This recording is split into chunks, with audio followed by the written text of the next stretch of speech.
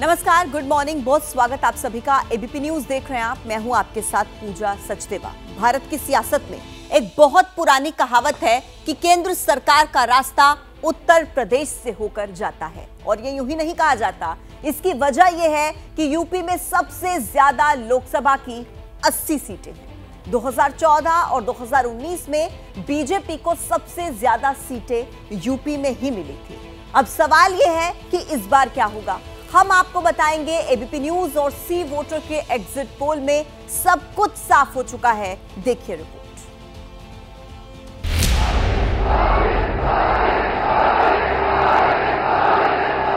उत्तर प्रदेश देश की राजनीति भी तय करता है और उत्तर प्रदेश देश का विकास भी दिशा तय करता है।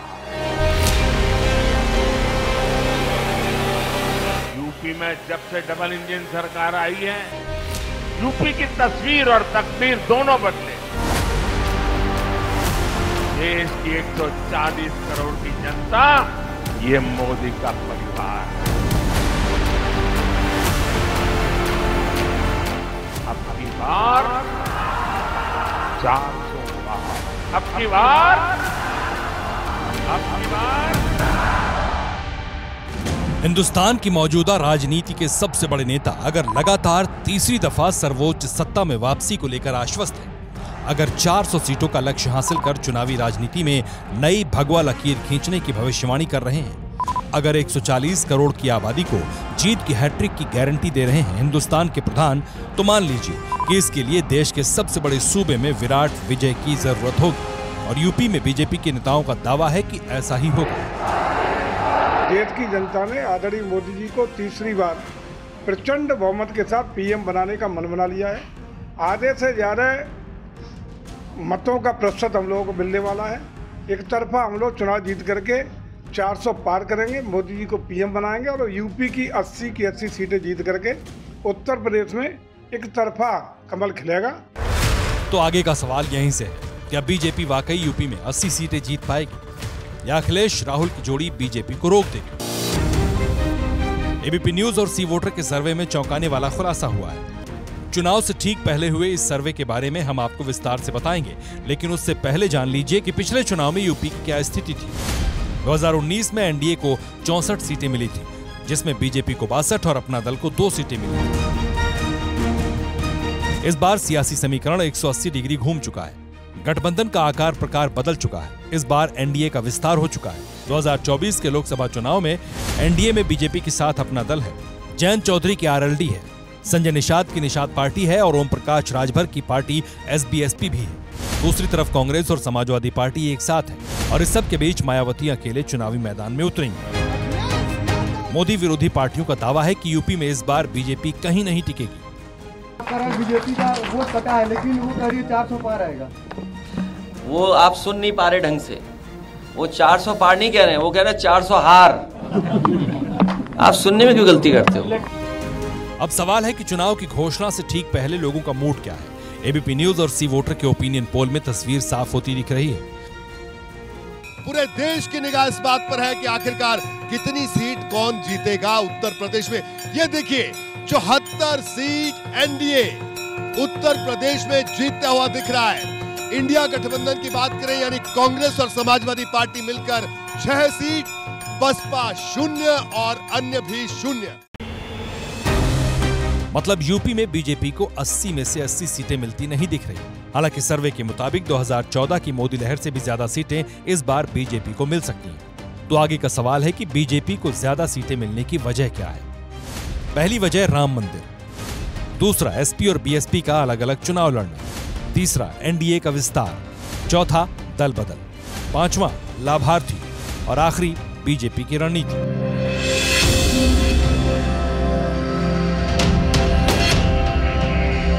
बहुप्रतीक्षित राम मंदिर के जरिए बीजेपी ने पुरातन वोट बैंक को साधने की कोशिश की है। एक रिपोर्ट के मुताबिक मंदिर बनने के बाद से अब तक 1 करोड़ से ज्यादा श्रद्धालु रामलला का दर्शन कर चुके हैं। रिपोर्ट के मुताबिक 2019 में रोज मंदिर जाने वाले 51% लोगों ने बीजेपी को वोट दिया था। इस बार ये आंकड़ा बढ़ाने के लिए रामनामी पार्टी कोई भी कसर नहीं छोड़ रही। भाजपा शांति और सौहार्द से हर आकांक्षा, हर सपने को पूरा करने के लिए प्रतिबद्ध है। तभी तो सैकड़ों सालों के इंतजार के बाद अयोध्या में एक भव्य राम मंदिर का निर्माण हुआ है। दूसरी बड़ी वजह है कि एसपी और बीएसपी के अलग अलग चुनाव लड़ने से भी बीजेपी को फायदा होगा। 2014 में कांग्रेस, एसपी और बीएसपी तीनों ने अलग अलग चुनाव लड़ा था। तब एसपी को 22.35% वोट के साथ 5 सीटें मिली थी। बीएसपी को 19.77% वोट के बावजूद एक भी सीट नहीं मिली थी, जबकि कांग्रेस को 7.53% वोट के साथ 2 सीटें मिली थी। तब कांग्रेस के साथ जयंत चौधरी की पार्टी भी थी। 2019 में समाजवादी पार्टी और बीएसपी एक साथ चुनावी मैदान में थी। तब 17.96% वोट के साथ एसपी को 5 सीटें मिली, 19.26% वोट के साथ बीएसपी को 10 सीटें और अकेली लड़ने वाली कांग्रेस को 6.31% वोट के साथ सिर्फ 1 सीट। इस बार जब मायावती ने अकेले मैदान में उतरने का ऐलान कर दिया है तो बीजेपी की सीटें बढ़ती दिख रही हैं। हालांकि यूपी में बीजेपी अपने वोट के विस्तार के लिए एक मोर्चे पर काम कर रही है। मुस्लिम वोट बैंक में सेंधमारी के लिए शुक्रिया मोदी भाईजान कार्यक्रम कर रही है। यूपी में करीब 13 करोड़ केंद्र सरकार के लाभार्थियों पर सरकार की नजर है। केंद्र सरकार ने AIIMS, Indian institute of skills, खाद कारखाना, एयरपोर्ट सरीखी सौगातें दी।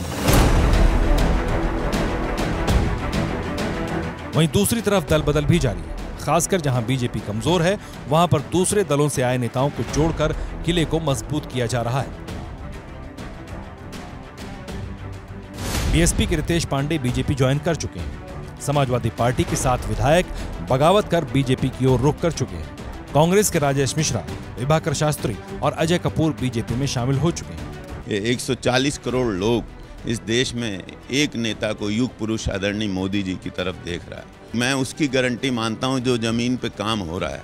आज जो देश में हर व्यक्ति को सहूलियत मिल रही है, योजनाएं मिल रही हैं, तो वो मोदी जी दे रहे हैं। भारतीय जनता पार्टी और लोगों की सेवा में अपने आप को समर्पित करूंगा। जो पार्टी निर्देश करेगी उस काम को करूंगा। जाहिर है इसका असर भी काफी हद तक दिख रहा है। हालांकि चुनाव के ऐलान से पहले सबसे बड़े ओपिनियन पोल में बीजेपी 80 में 80 सीटों के लक्ष्य से काफी पीछे दिख रही है। जैसे ही घड़ी का काटा दोपहर 2:30 पे आए, बबीता जी का दिल सास बहू साजिश के लिए मचल जाए। और ये है इनकी बहू, पूरे दिन ऑफिस की टेंशन हो जाए गॉन जब ये करें अपना फेवरेट शो फ्री टाइम पे ऑन। इनकी तरह आप भी देखिए अपना फेवरेट शो अपने टाइम पर और डाउनलोड कीजिए एबीपी लाइव ऐप अपने स्मार्ट टीवी पर।